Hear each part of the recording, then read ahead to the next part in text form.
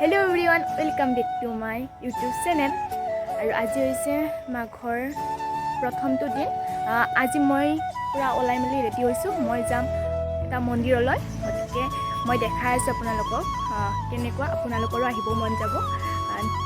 গতিকে চাই থাকক ভিডিঅ'টো।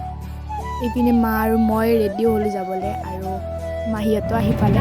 মানে মাহীহঁতো থানালৈ যাব আৰু আমি খোজকাঢ়ি যাব পাৰোঁ আচলতে, কিন্তু মাহীহঁতে আৰু ই ৰিক্সা আনিছিল, আমি ৰাতি আহিলোঁ। এই দেখিছেনে এইটো ৰাস্তা আৰু এইখন হ'ল আমাৰ দোকান।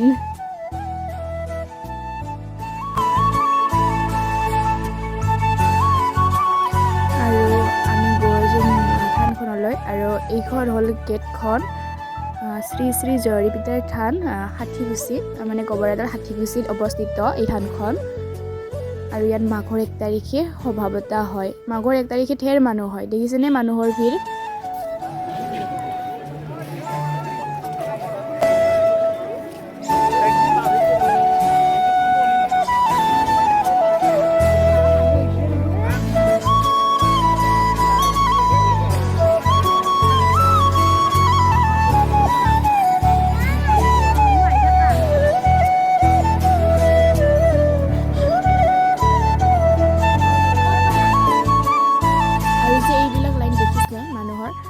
এই লাইনবিলাক কিহৰ বাবে পতা হৈছে মই কৈ আছোঁ অলপ দেৰিকৈ। আমি দেউতাক বিচাৰি আছোঁ, দেউতাও লাইনত আছে।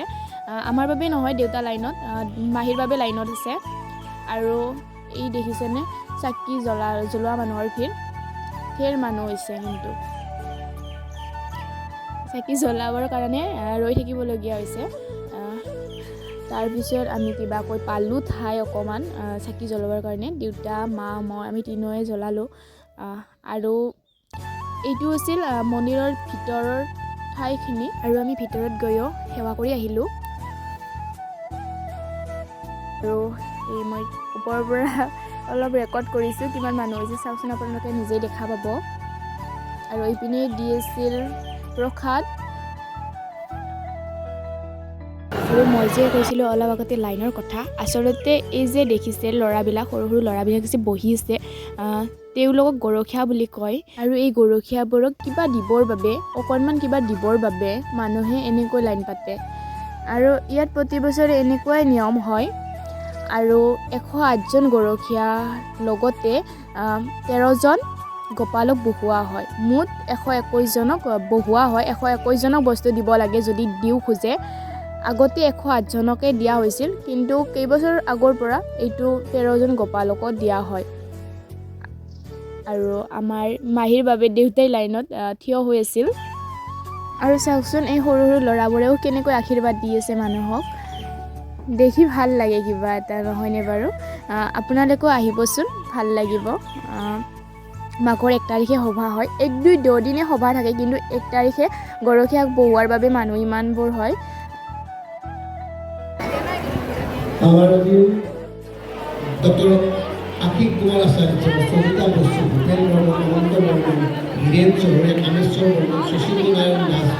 এইপিনে দি আছে ভোগ, মানে খিচাৰি, আৰু খিচাৰিৰ বাবে কিমান যে মানুহ।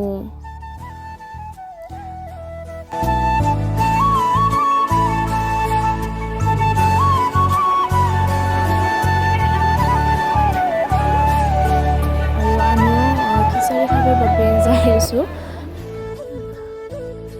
আৰু যি হেঁচা ঠেলা মানুহৰ ভিৰ, মানে আৰু খোজ কাঢ়িবৰ ঠাই নাই। আৰু আমি বহিলোঁ খিচাৰি খাব।